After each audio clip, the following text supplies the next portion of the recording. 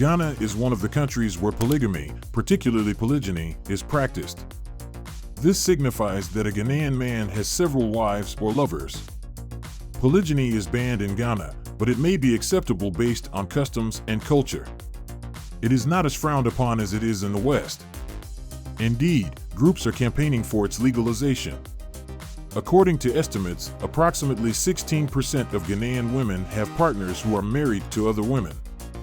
Polygyny appears in both urban and rural regions and is practiced when there is a perceived benefit to doing so and the man can sustain more than one wife. Cultural beliefs play a part as well. Children are seen as a type of wealth in Africa. The larger the family, the more muscular it is. In fact, women in polygamous partnerships frequently want more children than women in monogamous unions. Polygamy has declined dramatically in Africa since the colonial era, although a sizable proportion of the population still practices it. Polygamous households account for over 40% of the population in nations such as Burkina Faso and Mali. Polygamy is somewhat taboo in more industrialized countries, yet it has historical, economic, and societal justifications. For example, following the Triple Alliance conflict, Paraguay lost over 90% of its male population, and the government encouraged a policy of free love. The situation was so bad that there was one man for every 50 women in rural areas. But let's keep talking about Ghana. It is one of the African countries with the most potential to influence you. Its culture is distinct from that of any European, American, or Asian country. Includes a wide range of tribes, traditions, and grandiose rituals such as tribal kings and coffin dances. Welcome back to another exciting video.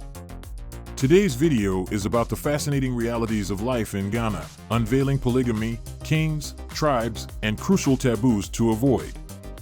Before we start the video, please like, subscribe, and press the bell icon. Number 1. Separate from the federal government, Ghana has a historic hierarchical structure of kings or local chiefs. They serve as defenders of customs, tribe unity, and culture, and may be a member of the nobility or royalty. The National House of Chiefs, which is supported by the Constitution, is the body in Ghana that combines all traditional chiefs and kings. Togbi Afid 14 of the Asagli state is one of the notable monarchs. Togbi Ose III of the Gudinu chieftaincy is another. Gariba II, the ruler of the Dagbin kingdom, is also present. The monarch of the historical Ashanti Empire was known as the Asante Hene. This included much of Ghana as well as sections of Ivory Coast and Togo. They frequently attend important events while riding a golden throne.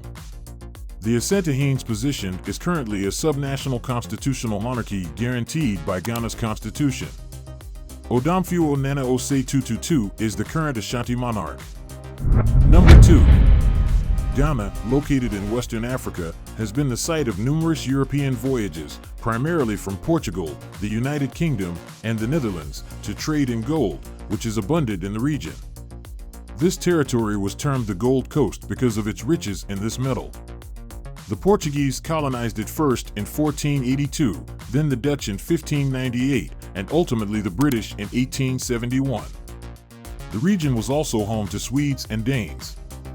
It was one of the first African colonies to gain independence in 1957.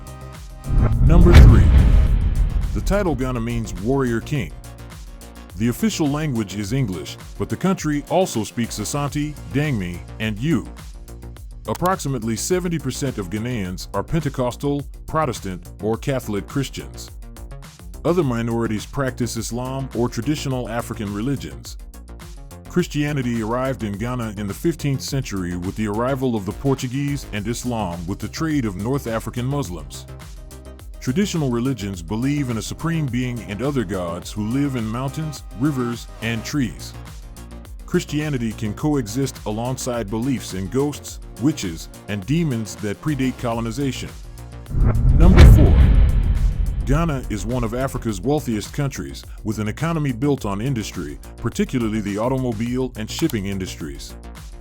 Digital product manufacturing, gold and mineral extraction, natural gas and oil extraction, solar energy, wind energy, agriculture, and fishing are all examples of industries.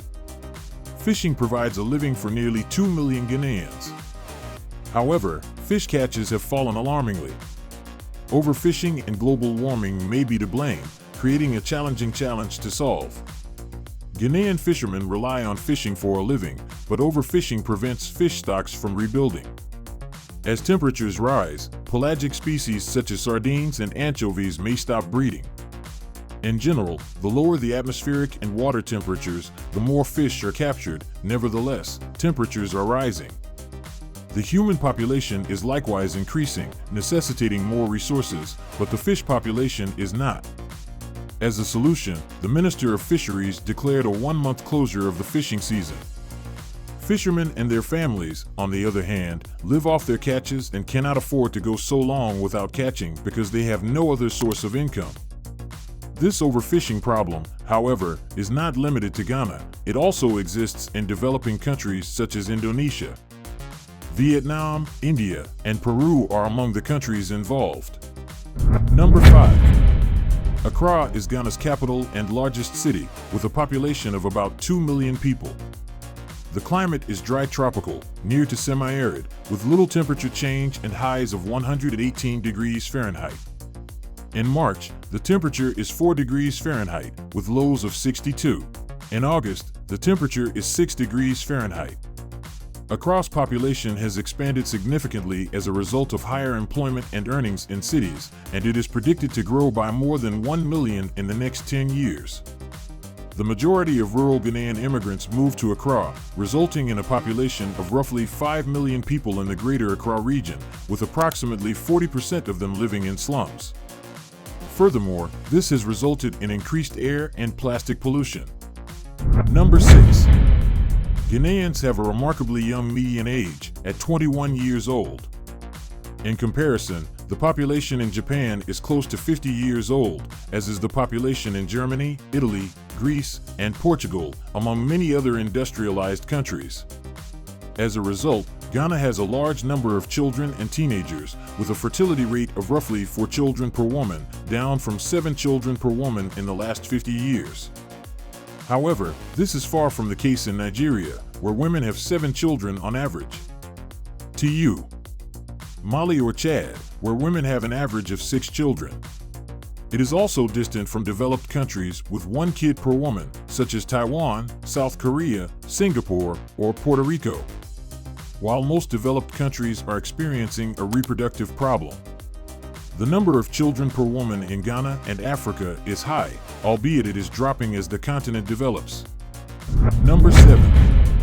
Dancing Pallbearers, also known as Dancing Coffin, is a one-of-a-kind Ghanaian company that transports coffins at funerals as the pallbearers execute a choreographed dance.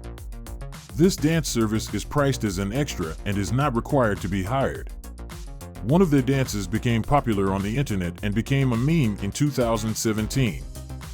Number 8.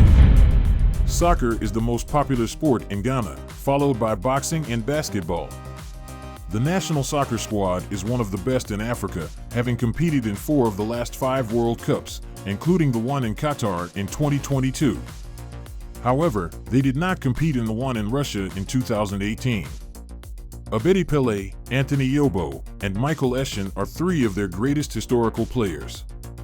The national team is known as the Black Stars, and it has one of the most devoted followings in Africa. Their main competitor is the Super Eagles, Nigeria's national team, with whom they compete in the Jollof Derby, a competition for Gulf of Guinea dominance. Number 9. Daipo, a festival or rite, is one of Ghana's most practiced and, at the same time, contentious customs. It is observed by the people of Odo-Mace Krobo in the country's east. It consists of preparing young girls who have reached puberty for their roles as women. To prove they are virgins, they must go through a series of examinations and rituals. And, once accomplished, they are considered marriage ready. They are taught about child rearing, cooking, seduction, and how to treat their spouses, among other things.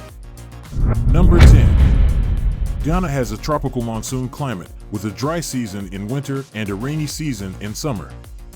Temperatures in the central and northern portions of the country can reach 104 degrees Fahrenheit, while temperatures in desert areas can dip to 50 degrees Fahrenheit between February and April.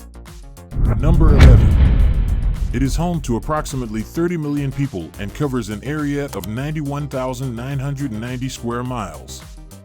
Although Christianity is the majority religion in Ghana, voodoo is still practiced.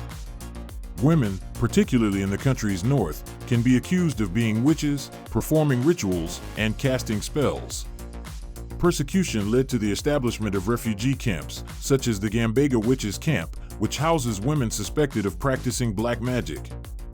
Number 12. A major current issue in Ghana is the production of apparel from fast fashion firms. Some companies create millions of garments each year and recycle only a small percentage of them.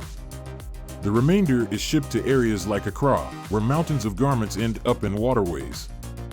A 19-meter-tall mountain of clothing has accumulated here, and it is only one of many in several African countries. Number 13. Ghana has about 100 ethnic groupings, each with its language.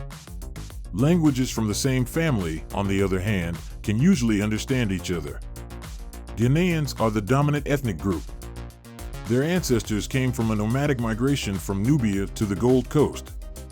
Between the 10th and 17th centuries, early Ghanaians created kingdoms and empires, which developed into regional powers.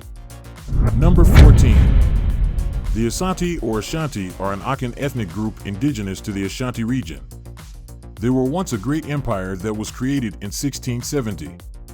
Because this culture is matrilineal, the line of lineage may be traced back to women, who historically governed land rights and property inheritance.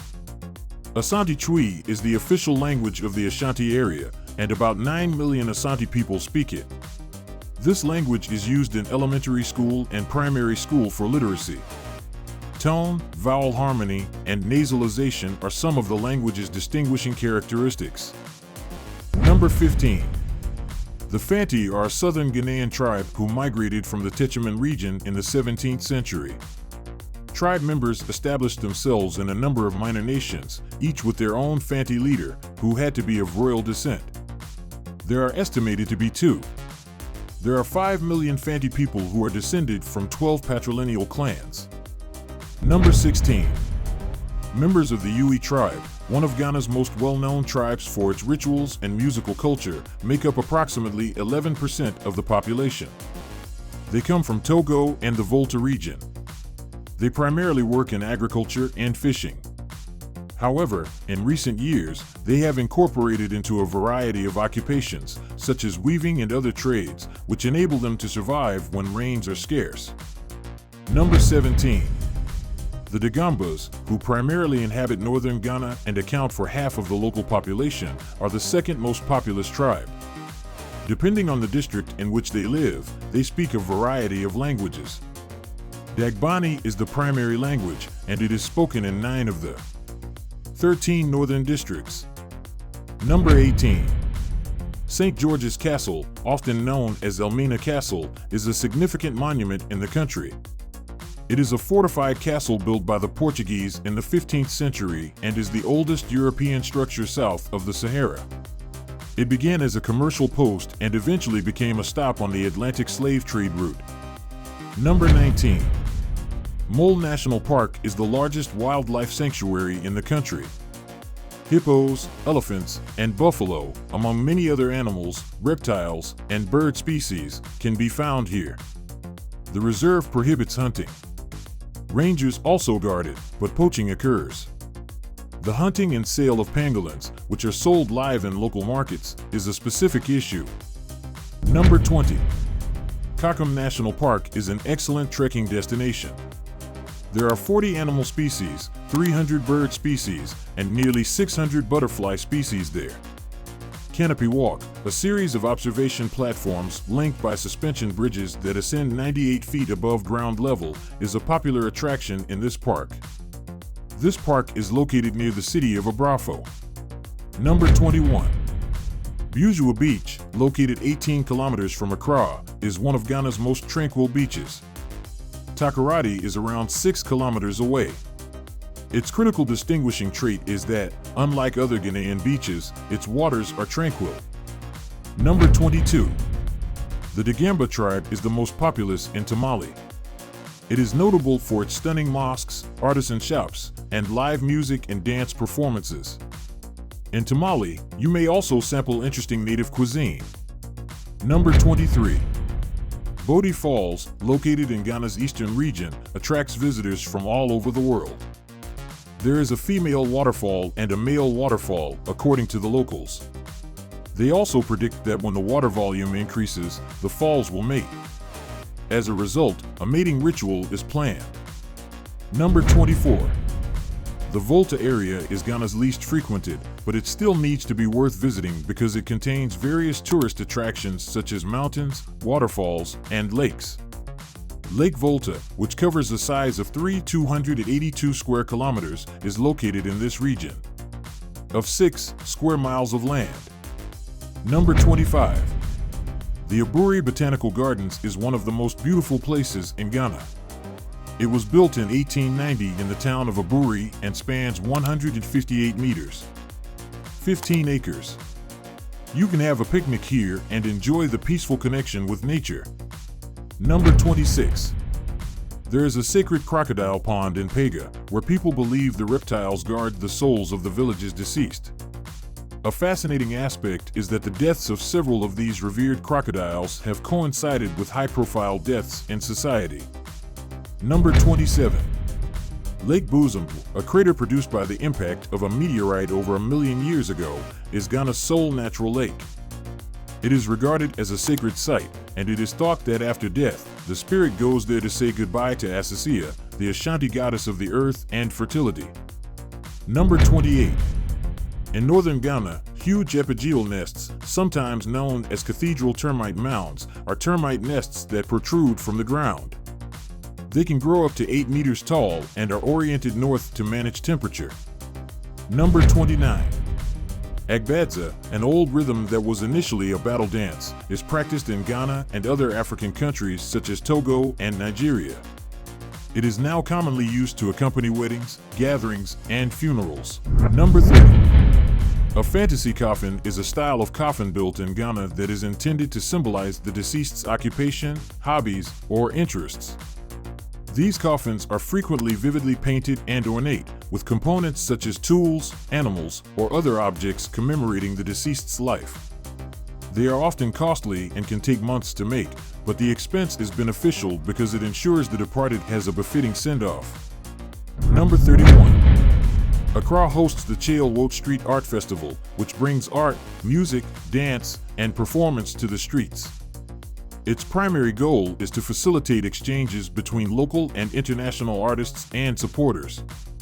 Street painting, graffiti murals, photography, theater, spoken word, interactive art installations, extreme sports, live street performances, film screenings, fashion parades, music parties, and recyclable design workshops are all part of the program. Number 32. Circumcision is an essential cultural tradition in Ghana and other African countries because it represents the transition from childhood to adulthood. Scarification is another technique. The permanent insertion of an item into the skin in order to create a scar. This is a widespread practice in many African cultures, including the Akan people of Ghana. Because the Akan believe that the soul is located in the skull, scarification is used to record significant events in a person's life, such as birth, puberty, marriage, and death. Scarification has a spiritual purpose as well, as it is thought to guard the soul from evil spirits. Abrasion is the most common type of scarification among the Akan. This entails scraping the top layer of skin with a sharp tool. This results in a permanent scar, which is frequently embellished with symbols or pictures. Number 33. In some parts of Ghana, maggot larvae are considered a delicacy. These critters are prepared, fried, or roasted after emerging from decomposing palm trees. Worms have also been used for ages to clean wounds and aid in their healing. This traditional method of wound healing is still used in Ghana. Worms devour dead tissue from wounds, cleaning them and promoting healing. Number 34. Many people may be surprised to learn that rodent droppings are tasty in some areas. This unusual item is used as a soup flavoring. Number 35.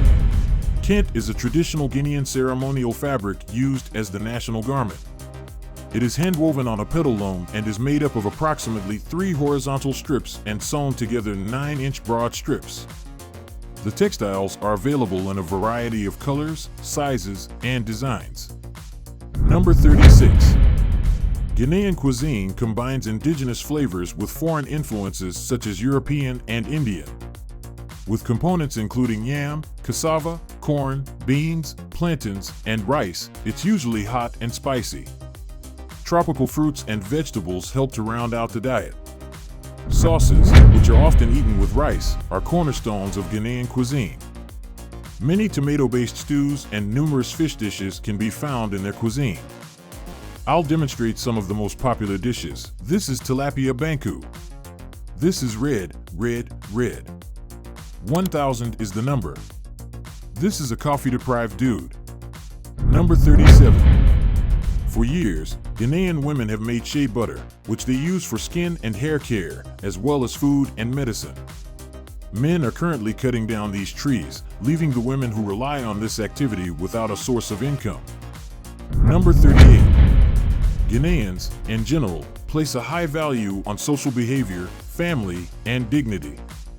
Respect for others is expected since it is thought that an individual's behavior influences the family and community.